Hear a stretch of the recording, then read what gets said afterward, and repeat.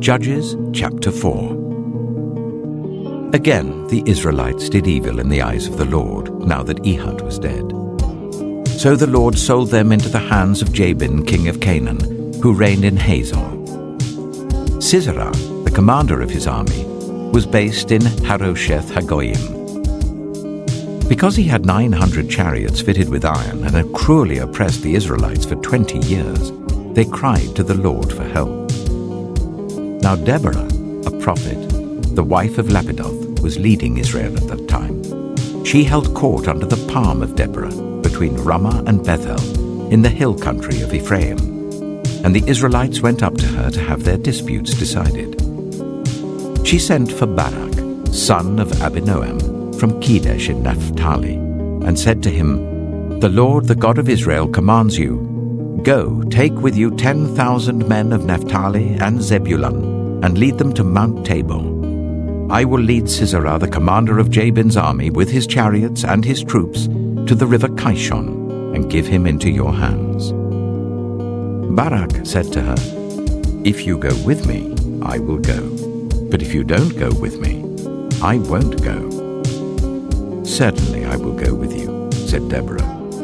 "But because of the course you are taking, the honor will not be yours, for the Lord will deliver Sisera into the hands of a woman." So Deborah went with Barak to Kedesh.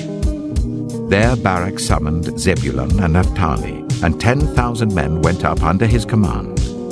Deborah also went up with him. Now Heber the Kenite had left the other Kenites, the descendants of Hobab, Moses' brother-in-law, and pitched his tent by the great tree in Zaananim near Kedesh. When they told Sisera that Barak, son of Abinoam, had gone up to Mount Tabor, Sisera summoned from Harosheth Hagoyim to the river Kishon all his men and his 900 chariots fitted with iron. Then Deborah said to Barak, "Go, this is the day the Lord has given Sisera into your hands. Has not the Lord gone ahead of you?" So Barak went down Mount Tabor with 10,000 men following him. At Barak's advance, the Lord routed Sisera and all his chariots and army by the sword, and Sisera got down from his chariot and fled on foot. Barak pursued the chariots and army as far as Harosheth Hagoyim, and all Sisera's troops fell by the sword. Not a man was left. Sisera, meanwhile, fled on foot to the tent of Jael, the wife of Heber the Kenite, because there was an alliance between Jabin, king of Hazor, and the family of Heber the Kenite. Jael went out to meet Sisera and said to him, "Come, my lord, come right in, don't be afraid." So he entered her tent, and she covered him with a blanket. "I'm thirsty," he said. "Please give me some water." She opened a skin of milk, gave him a drink, and covered him up. "Stand in the doorway of the tent," he told her.